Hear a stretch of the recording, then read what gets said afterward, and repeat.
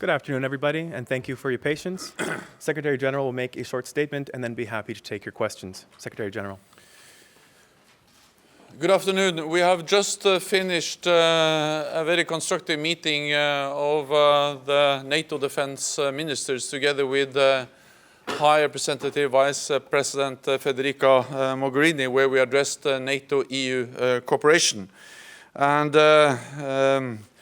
the NATO-EU cooperation is now closer than it has ever been before, and this was underscored by the joint declaration that I signed together with President Tusk and President Juncker in July.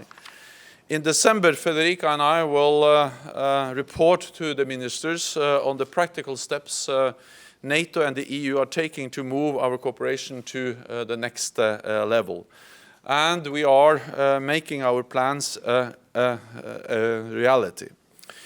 We are already seeing that working together pays off. For instance, in the Aegean Sea.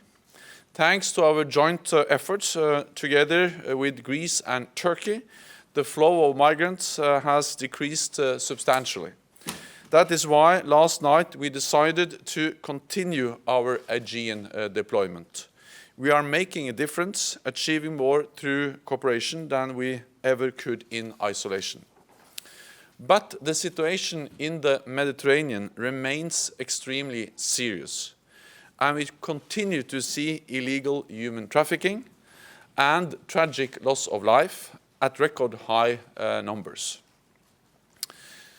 Last night, NATO allies decided that NATO's new Operation Sea Guardian will support EU's Operation Sophia.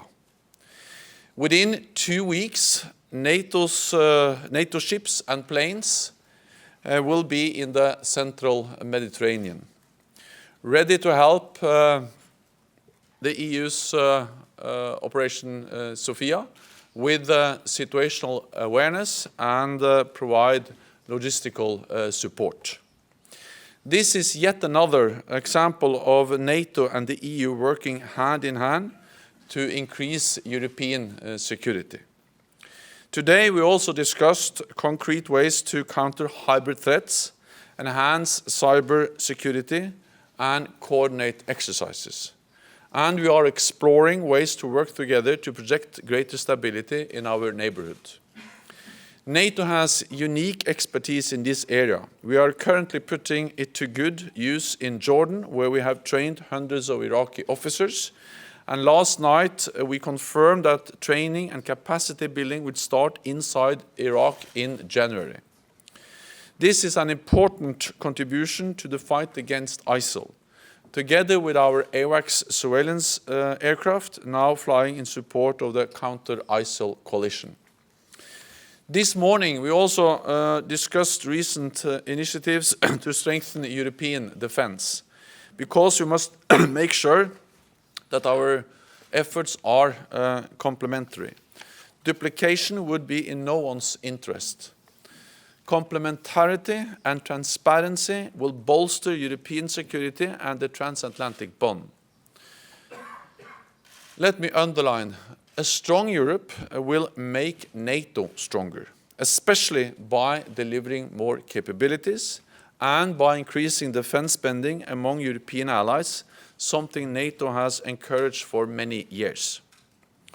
Over the past 2 days, we assessed the various challenges confronting NATO.